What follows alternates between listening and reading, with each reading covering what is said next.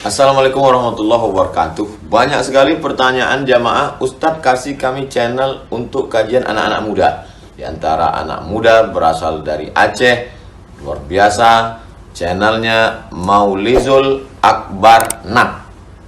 Tonton, subscribe, like, share, komen. Assalamualaikum warahmatullahi wabarakatuh.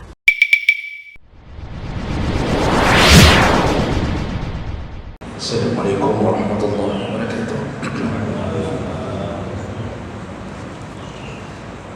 Alhamdulillahi rabbil alamin.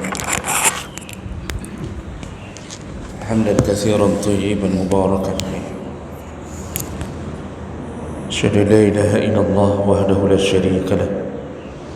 Wa asyhadu anna Muhammadan 'abduhu wa rasuluhul karim.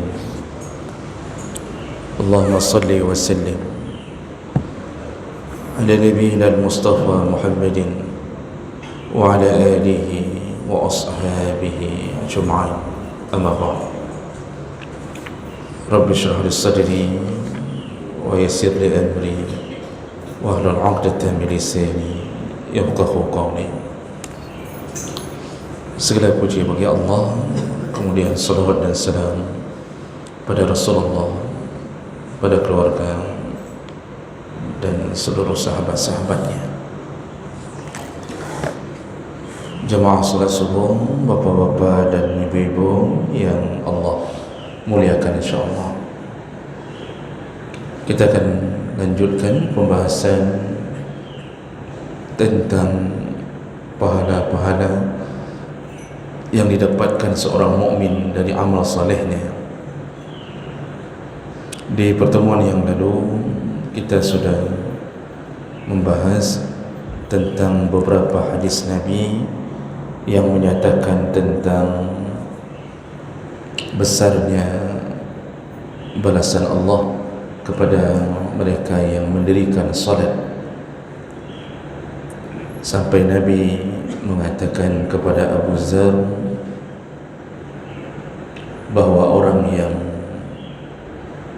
salat dan diterima salatnya, maka berguguranlah dosa-dosanya seperti bergugurannya daun-daun dari pohonnya.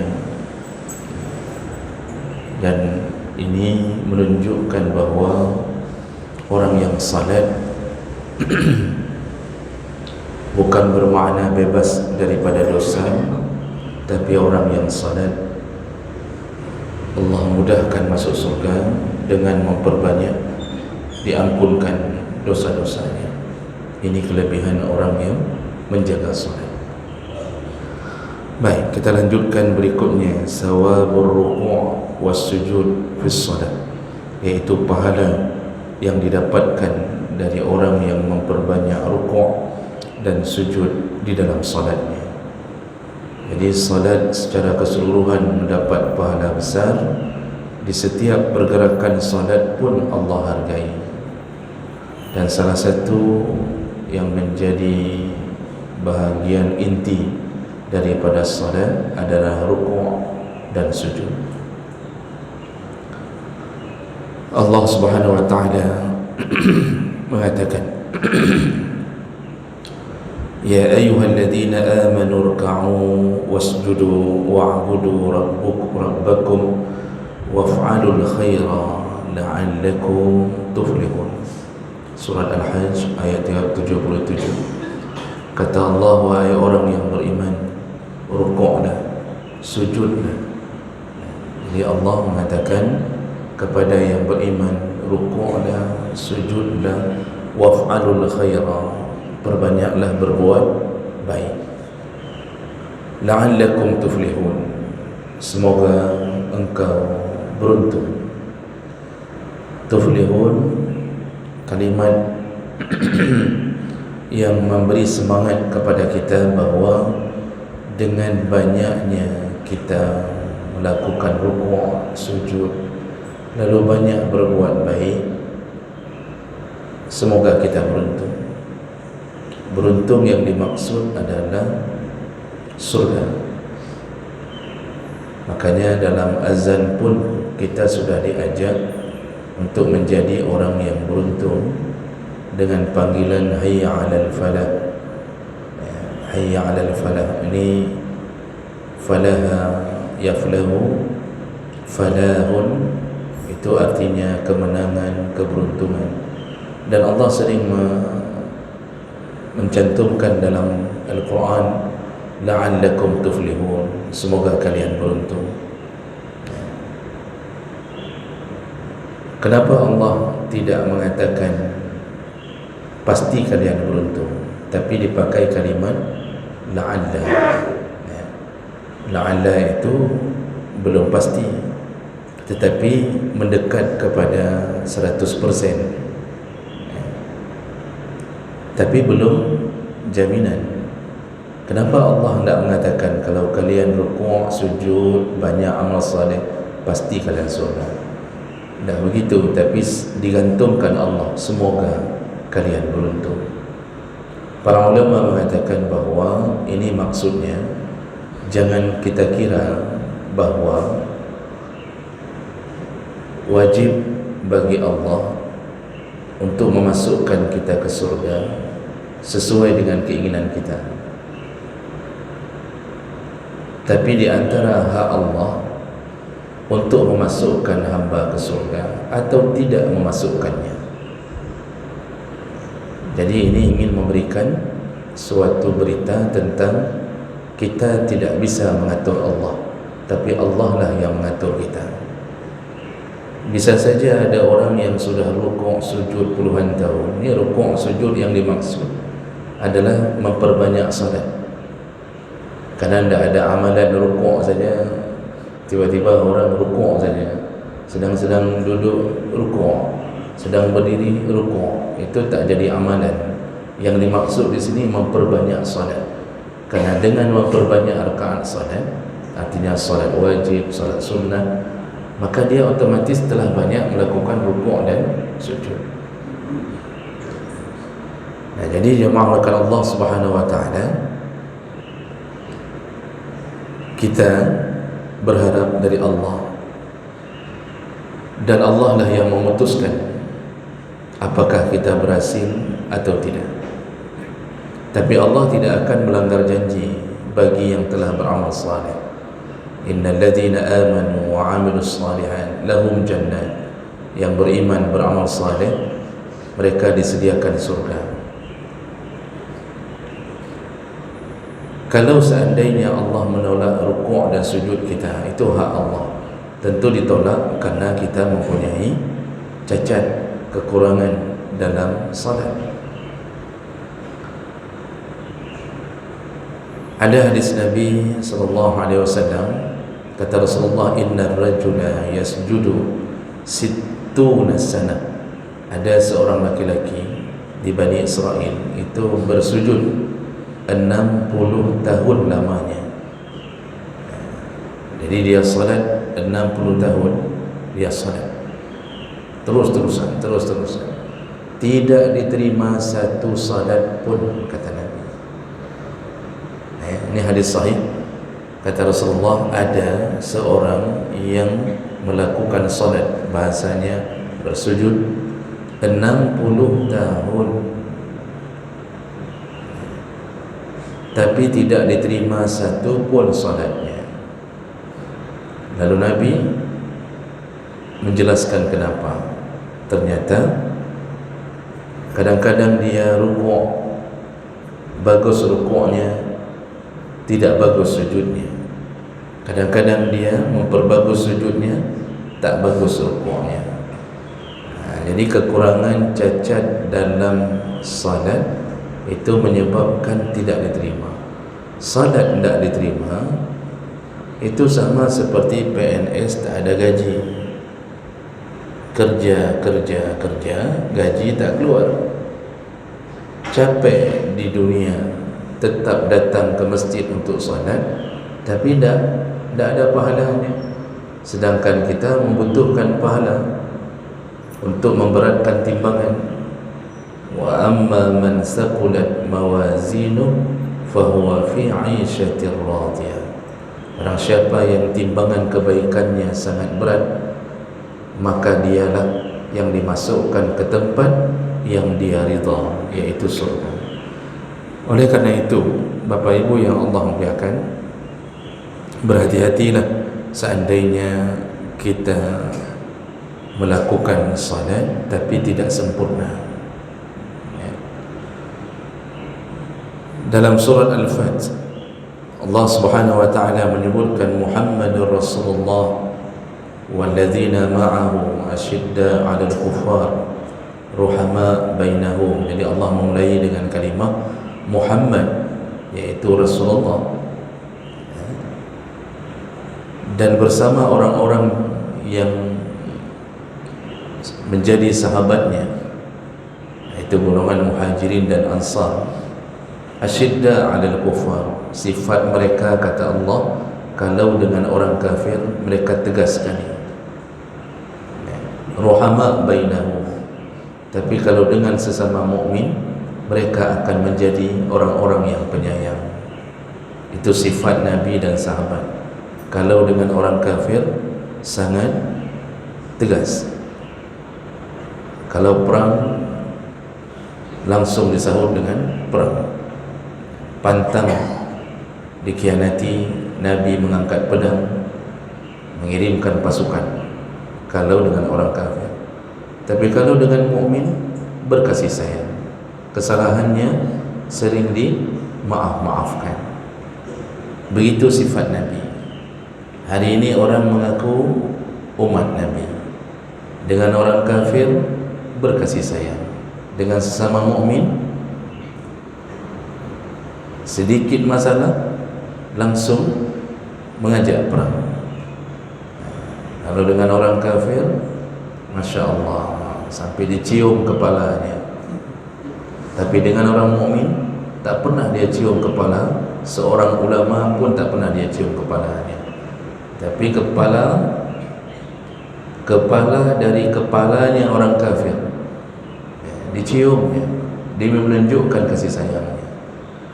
Inilah manusia-manusia yang berkebalikan dengan sifat Nabi sallallahu alaihi wasallam.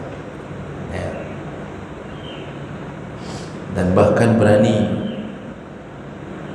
mengatakan, ini saya dengar yang mencium kepala ni, dia berani mengatakan bahawa dia tidak akan mendoakan orang-orang Palestin.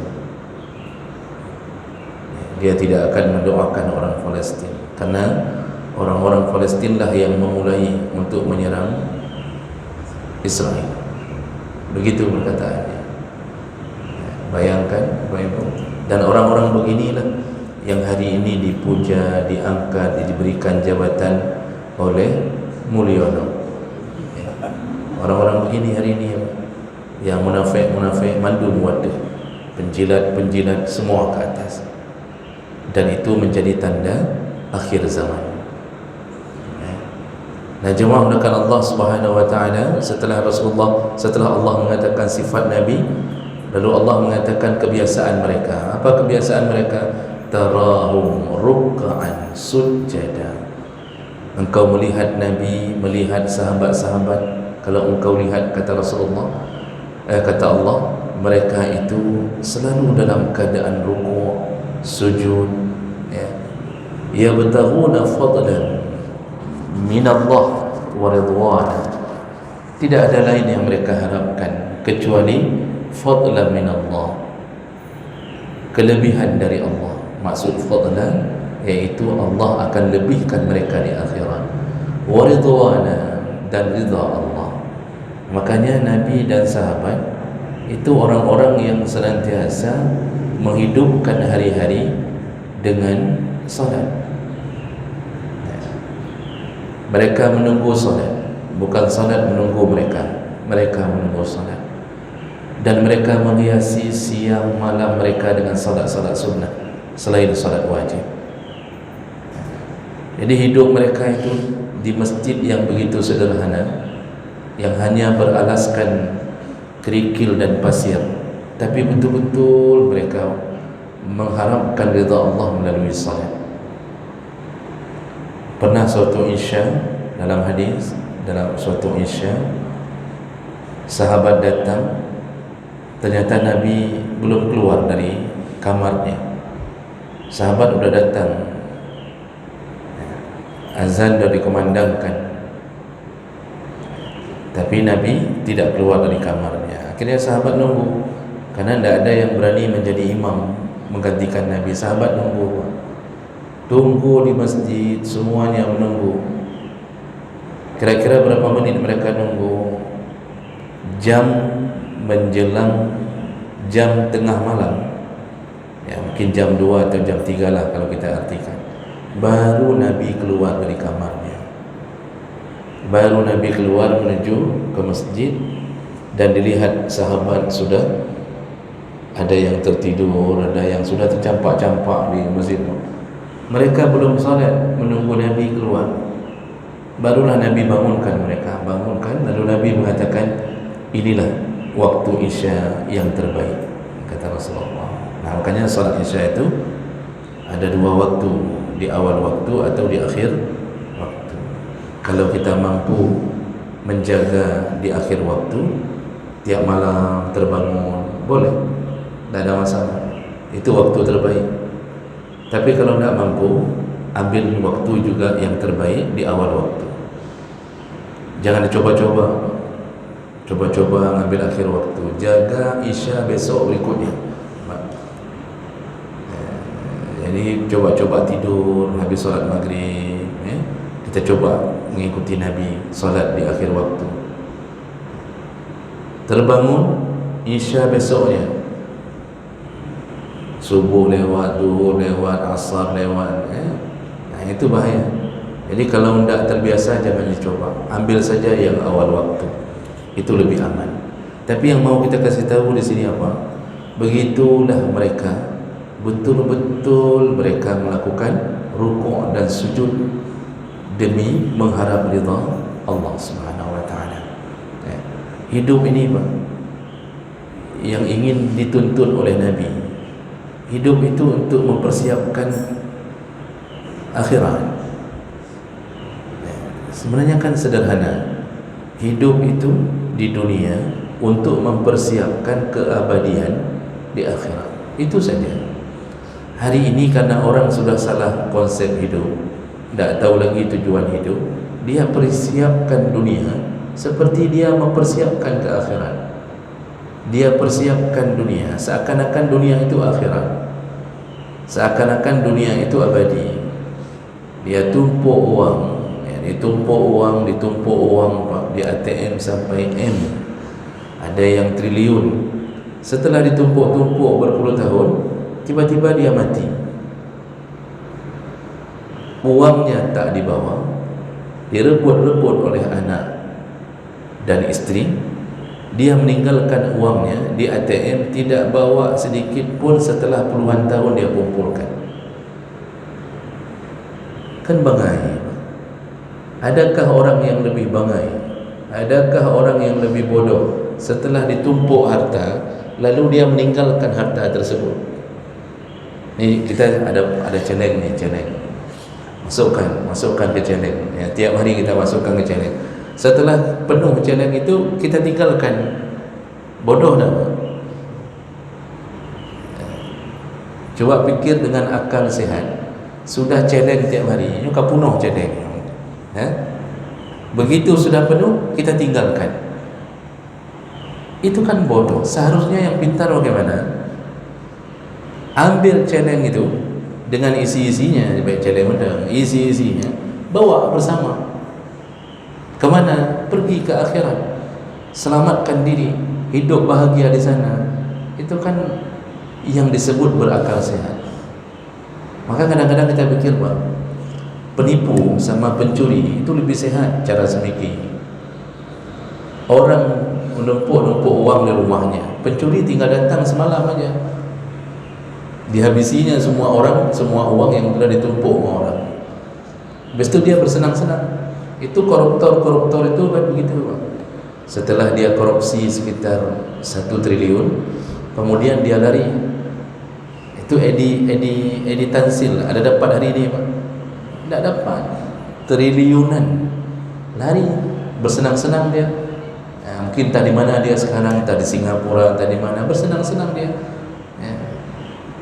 Artinya kalau untuk urusan dunia lebih sehat cara semikir dengan yang ambil uang bersenang-senang. Kita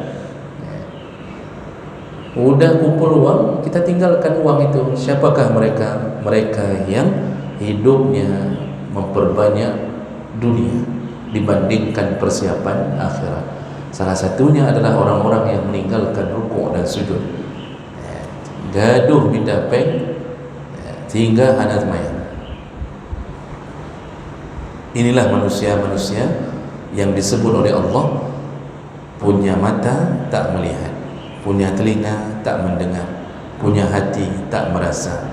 Mereka seperti binatang ternak. Ulaika kal an'am, mereka seperti binatang ternak. Bal hum adall, bahkan lebih buruk daripada binatang ternak, lebih buruk daripada binatang. Makanya wajar kadang-kadang waktu kita ke urang hana semayang, waktu kita mengatakan ke orang nak solat itu, ikah lagi lemah ke? Itu betul, Pak. Walaupun bahasanya kiasan, tapi itu betul.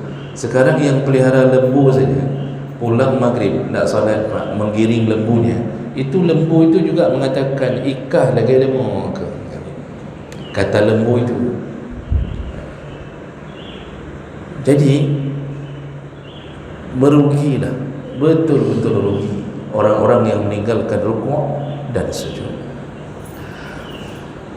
Kemudian hadis dalam masalah ini yang pertama dari Uqbah bin Amir radhiyallahu anhu, annahu sami'a Rasulullah sallallahu alaihi wasallam yaqul, beliau mendengar Rasulullah berkata, ma minkum min muslim yatawadda fayuhsinul wudu, barang siapa di antara kalian yang berwudu dan memperbagus wudunya, summa yaqum fayusalli raka'atain, setelah berwudu lalu dia berdiri melaksanakan 2 rakaat salat, yuqbilu alaihima biqalbihi wa wajhihi, dan dia betul-betul menghadap Allah dengan hatinya, dengan wajahnya, illa wajabat lahu al-jannah, maka wajib untuknya surga. Jadi dalam hadis ini Nabi mengatakan orang yang memperbagus wudunya lalu bagus salatnya, artinya bagus, tidak ada cacat pada rukuk dan sujud, maka dia wajib diberikan surga oleh Allah. Nah, pada hadis ini disebut wajib, tapi dalam Al-Quran Allah memakai la'alla. Jadi Nabi selaku hamba Allah ingin memberi kepastian pada kita, jangan ragu dengan janji Allah. Namun Allah sebagai penguasa ingin mengatakan, ya terserah saya.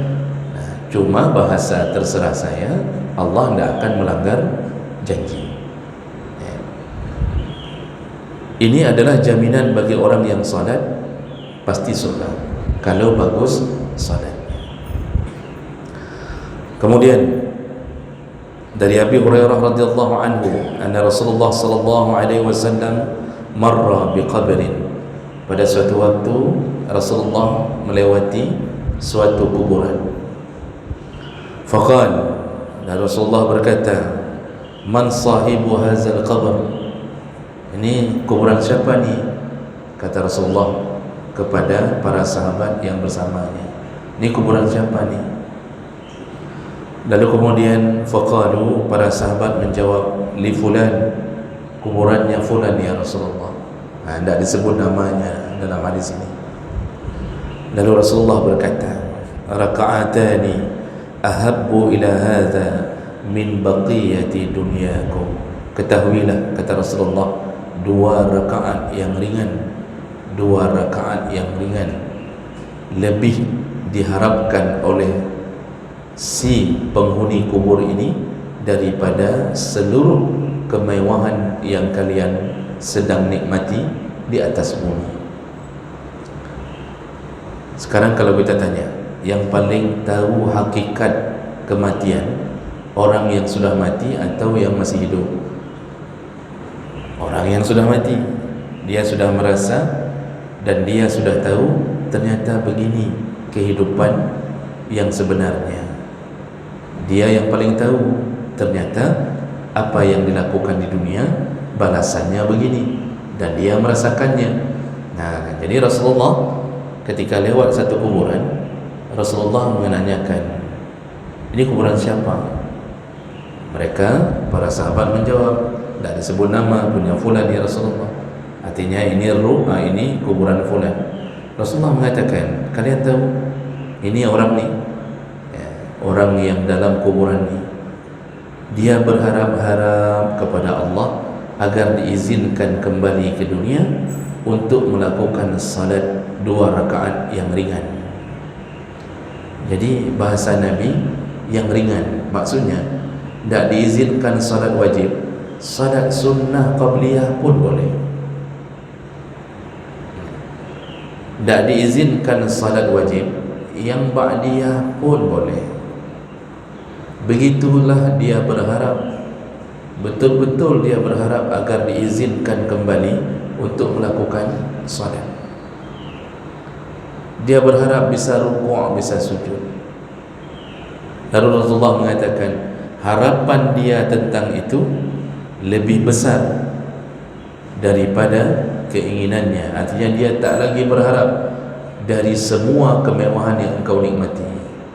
Jadi seandainya sama orang yang sudah berada di kuburan, ketika kita tawarkan kemewahan dunia, misal kita bilang, hai, pernah mahut bro ni, mau apa biar kami kirim ke kuburan, emas 100 manyam mau? Apa jawab penduduk kubur tu? Tak perlu, kami tak perlu emas. Ini rumah kami kirim balik ya ke situ ya. Di rumah 5M yang sudah kamu bangun ni, yang ada 6 kamar, 7 kamar mandi, lebih banyak kamar mandinya daripada kamar tidur. Ini kami kirim kembali ke kuburan. Dia mengatakan tak perlu. Ini mobil Pajero mu bagaimana kami kirim? Tak perlu. Semuanya dia tak butuhkan. Yang dia butuhkan apa? Izinkan saya solat 2 rakaat. Begitu maksud Nabi SAW. Menunjukkan apa Bapak Ibu? Tak ada harga semua apa yang kita bangun di dunia selama kita tak solat. Karena yang bisa menyelamatkan kita nanti setelah kematian hanya amal saleh. Makanya dalam hadis lain Nabi mengatakan, orang yang meninggal dunia itu diikuti oleh 3 perkara. Yattabi'ul mayyit salasa. Ada 3 perkara mengikuti jenazah. Yang pertama, ahluhu, keluarganya.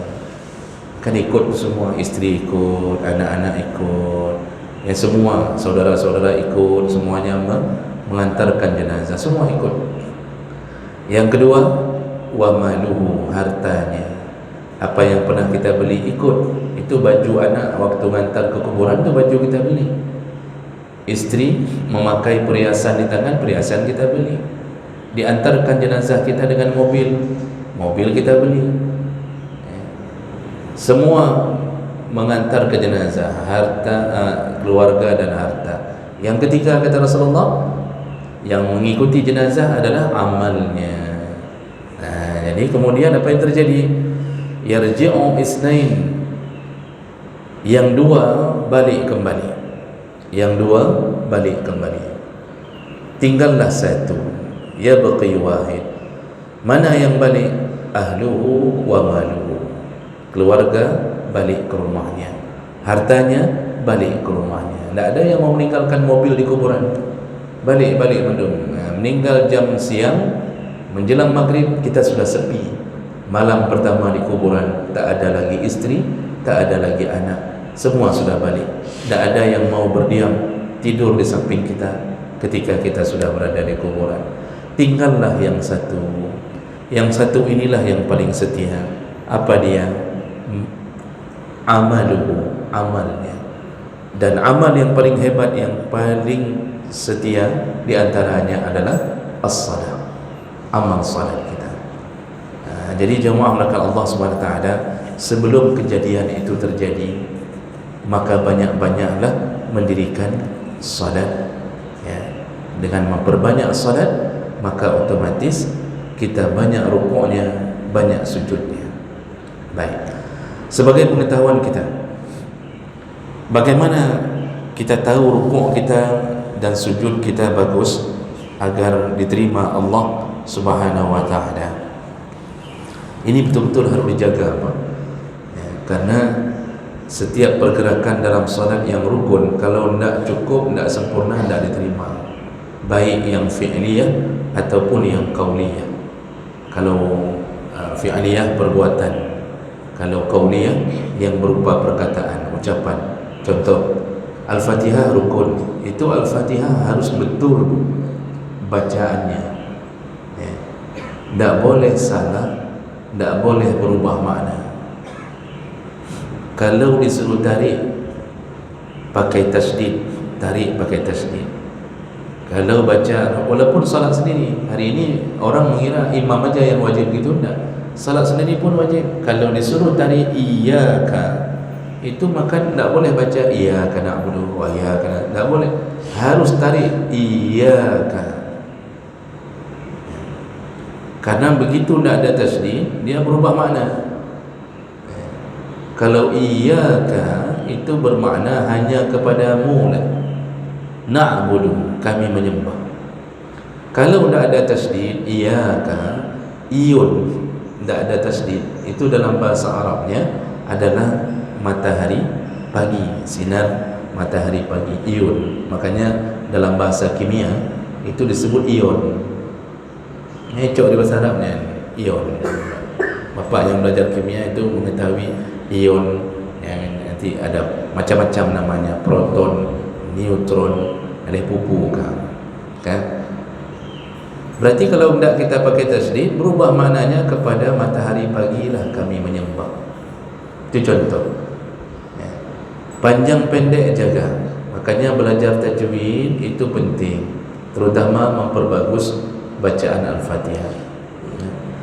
Kecuali bagi mereka yang uzur itu lidahnya pendek, tidak bisa mengucap dengan baik, ya, dia tidak bisa mana ra, ya, mana ra, ghin, dia tidak bisa bedakan. Itu uzur bagi dia, tidak mengapa, tapi tak boleh jadi imam, tak boleh jadi imam, ya. Ini contoh qauliyah. Kalau disuruh baca salawat dan disuruh baca tahiyat akhir, bacaan tahiyat akhir itu rukun, itu harus benar. Karena nanti kadang-kadang kita lalai, Pak. Pikiran kita tidak khusyuk sehingga kita bacanya asal-asalan. Kita langsung baca tahiyatul barakatuh salawatu thayyibatu assalamualaikum. Begitu. Padahal mungkin ada yang ketinggalan. Jadi kita dipermainkan oleh syaitan. Itu bacaan rukun di duduk tahiyat akhir, bacaan rukun. Dia bacaannya menjadi sunnah di duduk tahiyat awal, tapi duduk tahiyat akhir menjadi bacaan rukun. Makanya bacaannya juga harus benar. Kalau kita lihat ke hadis, Nabi mengajarkannya at-tahiyatul, bukan at-tahiyatul, bukan at-tahiyatul, at-tahiyatul. Itu yang paling banyak salah. Jadi orang gebudung at-tahiyatul, salah. Bukan tahiyatulnya, at-tahiyatul. Maka harus berhati-hati dengan perkataan itu. Mengucapkan takbiratul ihram, takbiratul ihram, takbir pertama, itu yang rukun ucapannya. Semua takbir intiqal itu sunnah. Yang rukun satu, yaitu takbiratul ihram. Selain takbiratul ihram, sunnah. Takbiratul ihram pembuka salat, muftatihatun bitakbir, dibuka salat itu dengan takbir. Nah, pembukanya ini rukun. Yang rukun yang mananya? Angkat tangannya atau bacaannya? Bacaannya. Semua angkat tangan itu sunnah, bacaannya rukun. Itu tidak boleh salah bacaan itu. Kalau dalam kitab-kitab itu sampai dijelaskan, itu harus baca Allah, la itu, la lafzul jalalah itu, la menyebut kalimat Allah itu di situ panjang. Panjangnya boleh 2 sampai 5 harakat. Jadi Allah, baru hu akbar, Allahu akbar. A-nya pendek, Allah, la-nya yang panjang. Jadi jangan gara-gara ada pepah niat, jangan gara-gara kita paskan niat kita rubah menjadi Allah. Begitu panjang A pertama langsung batal salat. Kenapa? Kalau A yang pertama panjang, maka kita telah membuat huruf dua alif di situ. Nanti menjadi istifham, menjadi tanda tanya. Ya. Sehingga artinya bukan lagi Allah Maha Besar kalau sudah kita panjangkan A. Jadi seakan-akan kita mengatakan Allahu Akbar. Apakah Allah itu Maha Besar? Jadi kebalikan, maka dilarang baca Allah. Salah. Saya sering dengar itu kadang-kadang Pak. Jadi bak pepah ni, hana ke pepah takbir. Jadi yang benar bagaimana? Allahu Akbar. A pertama tak boleh panjang, A kedua pun tak boleh panjang. Itu saja kalimat pendek, salah langsung batal solat. Bayangkan betapa banyak salat kita yang mungkin tak diterima Allah gara-gara tak faham rukun-rukun kauni. Nanti rukun fi'li, rukun bacaan perbuatan itu juga wajib dijaga. Yang paling penting dijaga itu karena membutuhkan pergerakan yang berbeda, rukuk dan sujud. Ini sedikit 5 menit sebelum kita bertanya jawab. Rukuk itu ada syarat-syarat ya, yang harus dilakukan agar sah rukuknya. Ya. Yang pertama yaitu yang pertama al-inhina. Ya. Al-inhina bil qadril mazkur wa huwa bulu kaffihi ila rukbatihi, yaitu betul-betul badan harus condong ke depan. Sekira-kira condongnya adalah tangannya menggenggam lututnya. Saya bawakan kitab Al-Fiqhul Manhaji ala Mazhab Al-Imam Asy-Syafi'i. Ya. Harus tergenggam lutut dengan tangan, dengan telapak tangan. Tak boleh tangan itu diletakkan di atas lutut, juga tidak sempurna kalau diletakkan di bawah lutut. Jadi yang kita genggam adalah beruang apa kita ya tak, lutut itulah maksudnya. Itu yang pegang Pak, digenggam. Dia letakkan pun bukan letakkan begini di lutut, digenggam. Jadi digenggam lututnya. Nah, itu syarat pertama berdasarkan hadis riwayat Bukhari. Ya, Rasulullah melakukan salat seperti itu. Kemudian ada yaqsuda bi inhinaihi syai'an akhar ghaira ruku'. Tak boleh rukuk itu berniat selain daripada rukuk. Jadi maksudnya tak dianggap kalau ketika kita rukuk tapi bukan kerana rukuk. Contoh, kita roh dirukuk gara-gara didorong oleh orang belakang. Ini kita sedang solat ni, lalu kemudian terdorong oleh orang belakang nabrak kita sehingga kita langsung terukuk sendiri. Itu tidak sah rukuk seperti itu. Dia harus ada niat memang untuk rukuk. Yang ketiga, at-tuma'ninah. Dalam rukuk wajib tuma'ninah.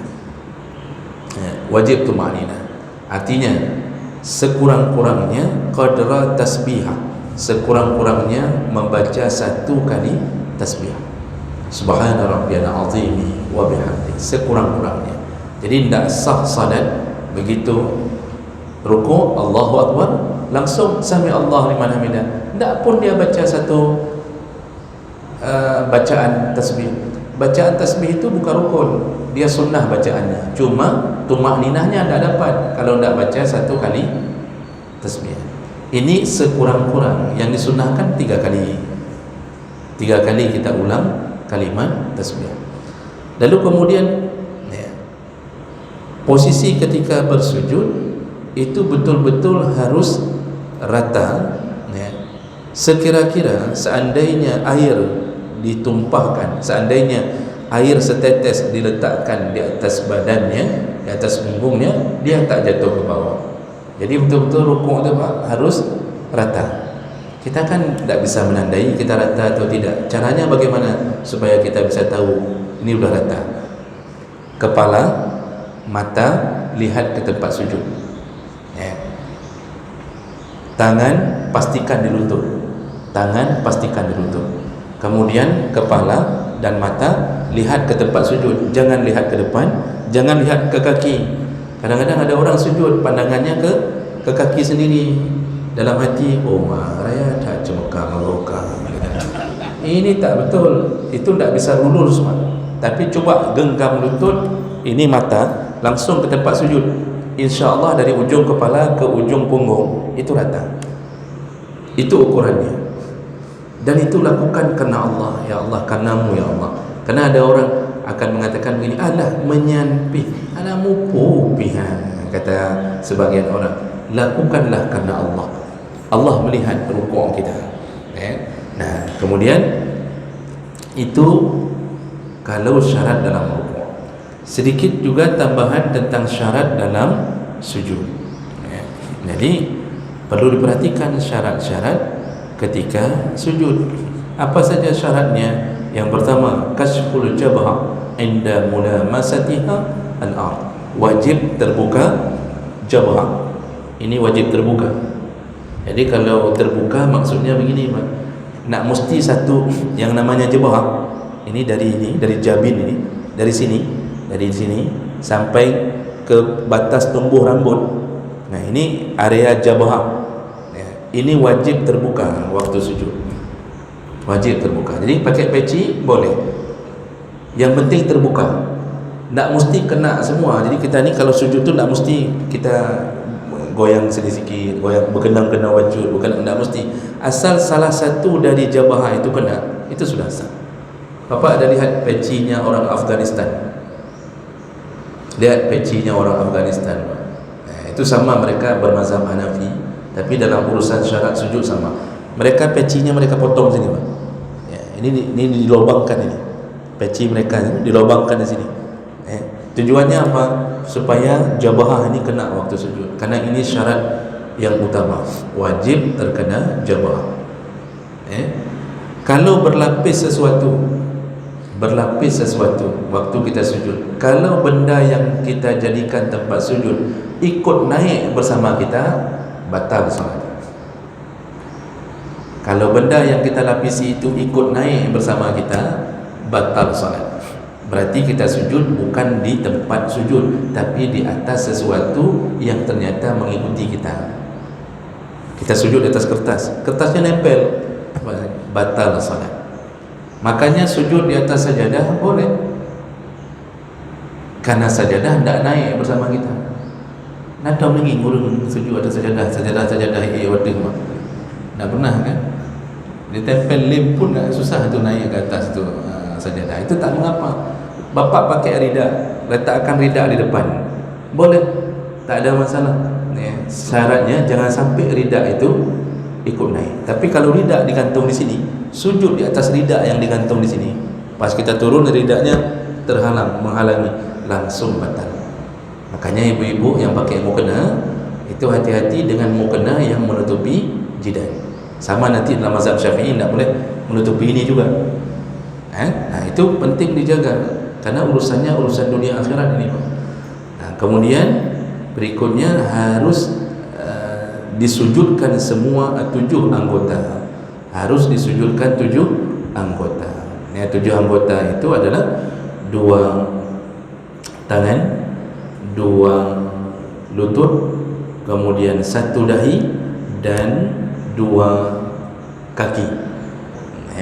2 tangan, lutut, 2 lutut, 2 kaki, dan 1 jabhah. Itu semua harus disujudkan. Dan kemudian harus berbentuk sujud yang sifatnya lebih tinggi, yang atas daripada kepala. Jadi tidak disebut sujud kalau kepala sejajar dengan kaki. Maksudnya harus menungging begini. Sekarang orang salat di tangga, nah orang semayang baringin, kakinya di bawah, kepalanya di atas. Sering tu orang kadang-kadang waktu Jumaat Pak, nak ada tempat lagi ke dalam, dia solat di tangga belakang dia solat. Ya, dia duduk di bawah tangga. Waktu sujud kepalanya di atas anak tangga. Otomatis kepalanya sejajar dengan punggungnya. Ini tidak sah sujud. Karena wajib an tartafi'a asafilahu ala a'aliyah. Wajib menungging kepala lebih rendah daripada kaki. Nah, kemudian betul-betul bermaksud sujud, bukan karena perkara lain. Jadi jangan sampai ditendang orang dari belakang tersujud, itu harus bangun lagi untuk mengulangi sujudnya. Tak dianggap sujud yang tidak sengaja, ya. Atau rebah ada dalam sujud, itu tidak dianggap. Okey. Lalu yang terakhir adalah tuma'nina. Wajib tuma'nina, sama sekurang-kurangnya bacaan sekali tasbih, sekurang-kurangnya yang dianggap tuma'nina bacaan sekali tasbih. Maka salat tarawih 20 rakaat 7 minit, sujud nak tuma'nina, rukuk nak tuma'nina, semua ditolak Allah Subhanahu Wa Taala. Hei, dah sembahyang mesabah rakaat anak terima. Itu yang viral di YouTube, viral di TV YouTube tentang salat tarawih 20 rakaat 7 minit, kan? Itu di pesantren di Jawa, kalau saya tak salah Jawa Timur. Itu pesantren itu di bawah pimpinan Panji Gumilang juga, namanya Panji Gumilang juga, bukan Az-Zaitun yang sesat kemarin. Itu dia waktu dia wawancarai, kenapa buat salat tarawih model begini? Kan model salat tarawihnya Allahu Akbar, Allahu Akbar, ya Allah. Salat tarawih 7 menit selesai. Ditanya sama pimpinannya tu, saya dengar, saya ikuti, kenapa Bapak buat begini di pesantren ini? Apa katanya? Saya ingin semua orang yang malas salat pun mau salat. Jadi tujuannya supaya yang malas salat tarawih mau salat. Dengan cara sembahyangnya kita percepat 7 menit. Nampaknya baik kan Pak? Nampaknya kan baik. Tapi tak satu pun diterima Allah. Yang ada cuma capek saja. Nungging sana, nungging, tak habis-habis nunggingnya itu pun. Ya.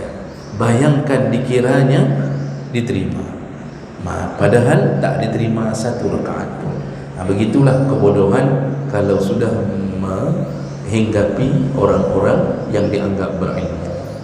Baik, itulah di antara perkara sujud yang perlu, yang rukuk dan sujud yang perlu kita jaga. Ya, nanti kita sambung kembali di pertemuan minggu berikutnya, insya-Allah. Masih ada janji-janji Nabi yang menggembirakan kita, orang-orang yang selalu sujud, rukuk dan sujud.